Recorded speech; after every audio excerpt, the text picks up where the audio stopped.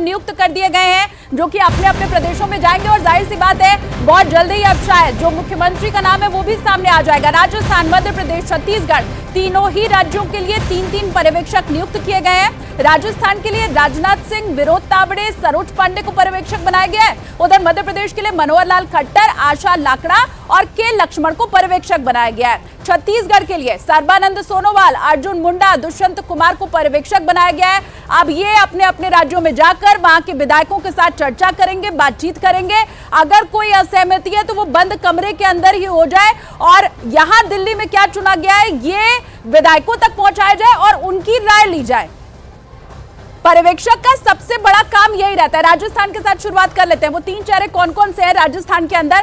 सबसे बड़ा नाम है राजनाथ सिंह, जो कि रक्षा मंत्री हैं, और तीनों ही राज्यों में जो पर्यवेक्षक बनाए गए हैं उनमें सबसे हैवी वेट राजनाथ सिंह का है। चुनौती सबसे बड़ी आप समझ सकते हैं राजस्थान ही है। इसके अलावा विनोद तावड़े राष्ट्रीय महासचिव हैं, सरोज पांडे सांसद हैं। इन तीनों को राजस्थान के लिए रवाना किया जाएगा और राजस्थान का अगला मुख्यमंत्री कौन ये तय करना, विधायकों को समझाना, उनकी राय सुनना, ये तमाम चीजें अब इन 3 चेहरों के ऊपर रहने वाली है। राजस्थान का नाम आपको मैंने दिखाया, मध्य प्रदेश की अब बात कर लेते हैं। अच्छा, मध्य प्रदेश वो जगह है जहां बीजेपी में फूट हो जाए या वहां पर इस तरह की कोई चुनौती अभी बीजेपी के अंदर नहीं दिखाई दे रही है। मनोहर लाल खट्टर मुख्यमंत्री हरियाणा के, इसके अलावा आशा लाकड़ा राष्ट्रीय सचिव, डॉक्टर के लक्ष्मण अध्यक्ष जो कि बीजेपी के ओबीसी मोर्चा के हैं, वो यहां पर पर्यवेक्षक बनाए गए।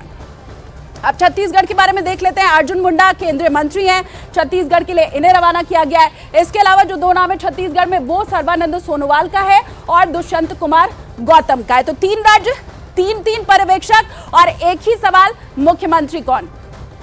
अब ये 3 चेहरे इस वक्त आप देख रहे हैं जो राजस्थान जाएंगे और वहां पर विधायकों से चर्चा करेंगे।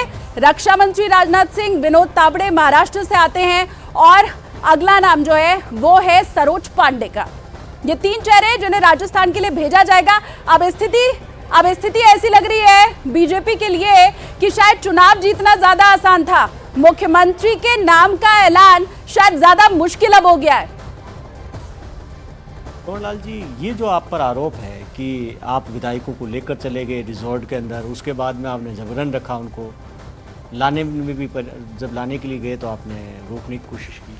देखो, पहले बात हम वसुंधरा जी के क्षेत्र के लोग हैं और हमारे लोगों को हम ही बाड़ाबंदी करेंगे, ये आरोप यहीं ख़त्म हो जाता है।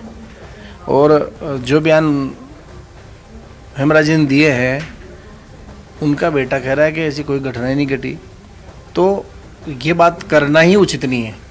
लेकिन फिर आप आए हो तो घटना ये नहीं है।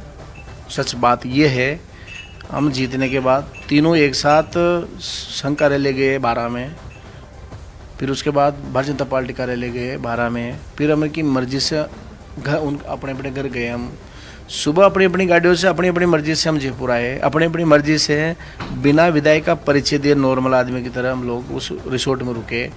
2 दिन तक हम वहाँ रुके। हमारे किसी के मोबाइल बंद नहीं थे, न ललित जी का मोबाइल बंद था। उसके बाद अचानक रात की 2 बजे 30-35 आदमियों को ललित मीणा को ज़बरदस्ती ले जाने की जो बात कही, उसका मैंने विरोध किया है। उनमें मेरा एक भी जान पहचान का व्यक्ति नहीं था। मैंने उनको मना कर दिया। कौन थे जो?